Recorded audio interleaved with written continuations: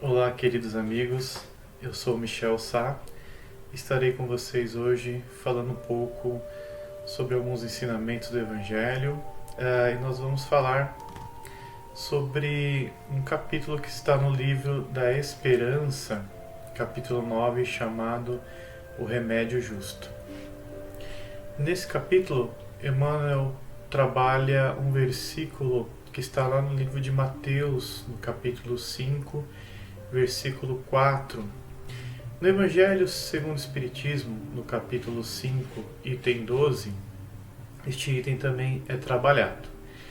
Por estas palavras, bem-aventurados os aflitos, pois que serão consolados, Jesus aponta a compreensão que hão de ter os que sofrem e a resignação que leva o padecente a bendizer do sofrimento como prelúdio da cura.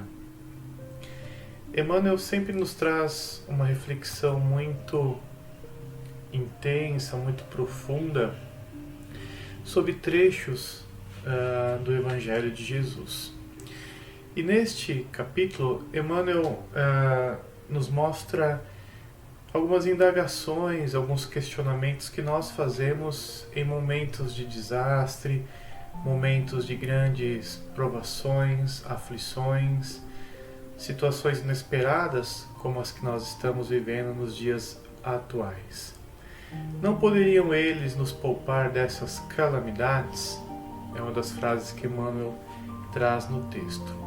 Muitos de nós questionamos em momentos difíceis aonde estaria a bondade divina, onde estaria a bondade dos bons espíritos que nos assistem, e por que eles não poderiam nos poupar de certas calamidades, dificuldades e aflições.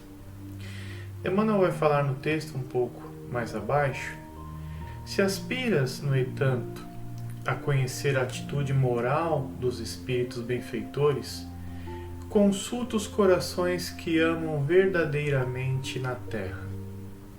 Emmanuel cita, já no início, as mães devotadas que bendizem com lágrimas as grades do manicômio para os filhos desvairados no vício, para que não se transfiram da loucura à criminalidade confessa. Como deve ser difícil para uma mãe entregar o seu filho às grades de um manicômio para que ele não se entregue à calamidade do crime, da mortandade. O coração dessa mãe, nós imaginamos, ficar apertado, triste, mas aquela mãezinha sabe que em situações extremas, talvez aquele seja um remédio necessário para preservar o seu filho. Emmanuel também nos cita os pais amorosos que entregam os seus filhos do próprio sangue no hospital para que lhe seja amputado esse ou aquele membro do corpo, a fim de que a moléstia a que fizeram jus pelos erros do passado não lhes abrevie a existência. Ou seja, um pai devotado e amoroso que entrega o seu filho para que um membro seja amputado, para que aquela enfermidade, para aquela calamidade não lhe ceife a vida. Emmanuel também cita os filhos afetuosos que carregam esmagados de dor os seus pais com doenças infecto-contagiosas na direção das casas de isolamento, a fim de que não se convertam em perigo para a comunidade. Impressionante como o texto vem de encontro ao nosso momento atual, não é verdade? Filhos queridos que precisam deixar os seus pais em um momento de isolamento social.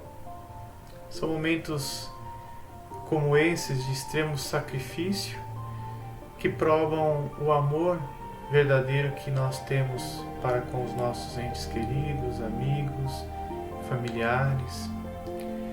Emmanuel fala que todos eles trocam as frases de carinho e os dedos veludosos pelas palavras e pelas mãos de guardas e enfermeiros algumas vezes desapiedados e frios, embora continuem mentalmente sungidos aos seres que mais amam, orando e trabalhando para que eles retornem ao seio.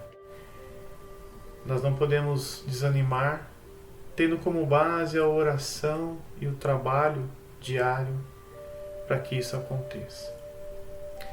Fico pensando a mãezinha querida que precisa levar o seu filho a uma sessão de quimioterapia, um tratamento pesado, difícil, mas com a esperança de que aquela vida não seja abreviada através do sacrifício momentâneo daquele tratamento.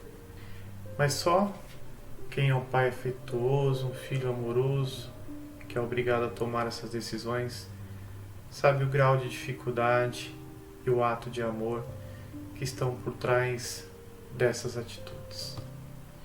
Ao invés de revolta e desalento, oferece paz e esperança ao companheiro que chora, para que, à frente de todo o mal, todo o bem prevaleça. Bem-aventurados os que choram, porque serão consolados. Jesus nos diz que para ser felizes, bem-aventurados, para que nós tenhamos ou possamos receber um consolo, passamos às vezes pela necessidade do choro, pela necessidade da aflição temporária, para que nós possamos, num ato de humildade, oferecer o nosso melhor a Jesus, ao nosso próximo. E tantas vezes, quando em momentos felizes, em momentos em que estamos abastados de condições que julgamos propícias à felicidade, nós deixamos de lado as relações mais afetuosas, deixamos de lado o carinho familiar, porque não temos tempo, porque estamos preocupados na conquista de mais e mais bens, de estruturas que nós entendemos ser necessárias para que nós possamos ser felizes. No momento em que a humanidade atravessa, nesse instante, é um convite a estarmos mais próximos àqueles que nós amamos. É um convite para que possamos fazer uma reflexão sobre como está a nossa vida, sobre o que de fato constitui felicidade para nós. Momentos de escassez de recursos, somos colocados numa mesma condição. Nós falamos em outra palestra que o que acontece num continente tão distante como a Ásia, num país como a China, nos afeta aqui no Brasil e vice-versa. O que prova que todos nós estamos conectados, que todos nós somos irmãos, que vibramos em sintonia e que quando nós nos colocamos ao choro, à necessidade, à oração, nós formamos uma corrente ainda mais forte que pode transformar essas dificuldades em evolução espiritual. Emmanuel nos fala que nós precisamos, em vez da revolta e do desalento, oferecer a paz e a esperança aos companheiros que choram. Mas esta paz e essa esperança precisa estar desenvolvidas dentro de nós, para que frente de todo mal, todo bem prevaleça. Para que mediante as dificuldades, as nossas orações e o nosso amor, os nossos exemplos, o convite à prática do Evangelho, saindo da teoria para a ação verdadeira, podem fazer toda a diferença.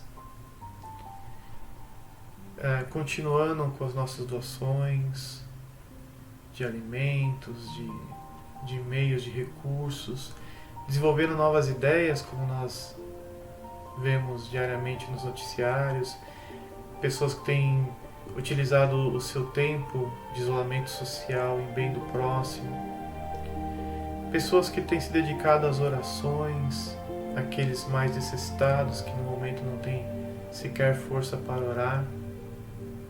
Este é o momento de nós fazermos também a nossa parte, para que este momento, que todos nós sabemos que irá passar, possa nos trazer as reflexões e as transformações necessárias para um caminhar ainda mais belo, um caminhar ainda mais seguro nos dias que virão. Você que se colocou à disposição de nos ouvir nesses poucos minutos, que nós possamos neste momento elevar os nossos pensamentos ao mais alto, agradecendo a Jesus, agradecendo a espiritualidade amiga por mais este dia de vida, por mais essa oportunidade de estarmos reunidos em nome de Jesus. Que as nossas vibrações de amor, de paz, de força, aquelas famílias que se encontram em desalento, possa trazer esperança, conforto, renovar os seus ânimos, para que possam seguir à frente neste momento tão desafiador em que passamos. Que as nossas vibrações cheguem repletas de amor, de respeito, oferecendo nossas lágrimas e nossas condolências como um bálsamo que acalenta os corações e auxilia a passar por este instante que, em meio à nossa eternidade, são como segundos que marcam as nossas existências, mas que fortalecem a nossa compreensão e nos direcionam nos caminhos da senda do bem. Nós vibramos por cada hospital, por cada profissional de saúde que se dedica nesse instante, por cada pessoa que se encontra no momento de isolamento, em tristeza, achando que a vida não faz mais sentido, que tudo pode acabar. Que a espiritualidade amiga campe dos seus anjos protetores ao seu redor, renovando o seu ânimo e sua esperança, para que em breve todos nós possamos nos reunir, desta vez presencialmente, e podermos juntos trocarmos um abraço afetuoso, carinhoso, como símbolo de nossa união e amor. Que a paz de Jesus e o seu amor resplandeça por toda a terra, hoje, agora e por todo sempre. Graças